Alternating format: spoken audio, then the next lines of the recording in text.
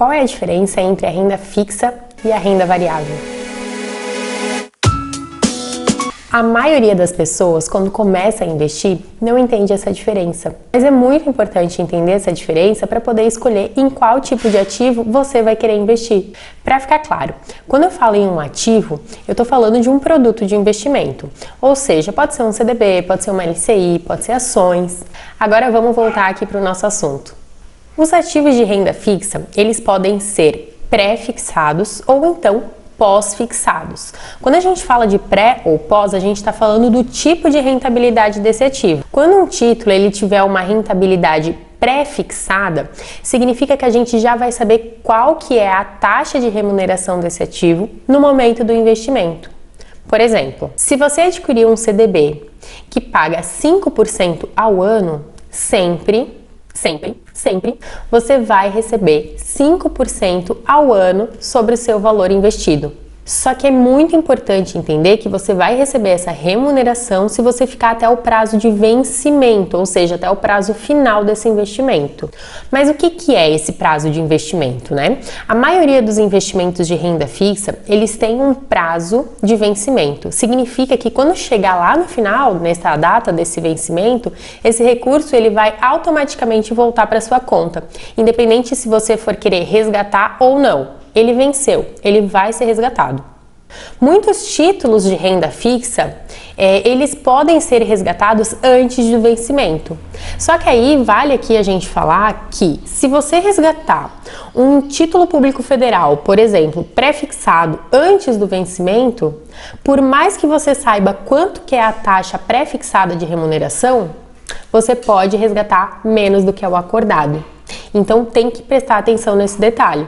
Já a renda fixa pós-fixada, como o próprio nome diz, vai ter uma rentabilidade que vai ser atrelada a algum índice. E aí você vai saber quanto que vai remunerar o seu investimento de acordo com a variação desse índice. Por exemplo, vamos supor que em vez de aplicar no CDB pré-fixado do exemplo anterior, você vai aplicar em um CDB que vai remunerar 100% da taxa DI.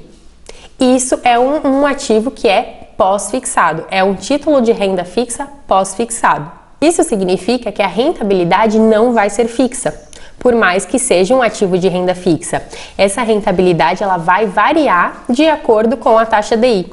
Teve um outro vídeo que eu já expliquei o que é a taxa Selic e o que é a taxa DI. Eu vou deixar em algum lugar aqui desse vídeo, é só você clicar para entender melhor se ainda não souber. A taxa DI hoje ela está mais ou menos 1,90% ao ano. Ou seja, se você aplicar em um CDB que remunera 100% da taxa DI, esse seu investimento vai ser remunerado 1,90% ao ano. Só que se a taxa DI aumentar, por exemplo, para 3% ao ano, a partir daí os seus recursos eles vão render 3% ao ano. Quando reduzir de novo, por exemplo, a taxa DI, a rentabilidade vai reduzir, mas não que você vá perder do seu principal. O que vai mudar é sempre a rentabilidade. Alguns ativos de renda fixa, como por exemplo os títulos públicos pré-fixados, se você não ficar até o vencimento com esse título, pode ser sim que você tenha aí o seu valor principal reduzido, tá? Isso acontece nesses investimentos que são pré-fixados. Eu vou deixar para um outro vídeo para explicar melhor como é que funciona isso, que se chama marcação a mercado. Mas se você levar até o vencimento, é garantia de rentabilidade, não precisa se preocupar. Outro ponto legal de falar aqui é que os títulos de renda fixa, eles são títulos de dívidas. Isso mesmo. O emissor desse título de renda fixa, ele está emitindo esse título como forma de captar recursos. Por exemplo, quando o governo ele emite títulos públicos federais, na verdade ele está tentando captar recursos. E você, ao investir em um título público federal, estará emprestando dinheiro para o governo. Da mesma forma que quando um banco emite um CDB, que é um certificado de depósito bancário, ele também está emitindo esse título para captar recursos. E quando você aplica num CDB, você está emprestando dinheiro para esse banco. A mesma coisa acontece quando uma empresa ela emite uma debênture. Ela está captando recursos e quando você adquire uma debênture, você também está emprestando dinheiro para essa empresa. E aí, aqueles juros que você tem, aquela taxa que remunera o seu investimento, é a taxa de juros que esse banco, ou que o governo, ou que essa empresa tá te pagando por você emprestar dinheiro para eles. Bom, e sobre a renda variável?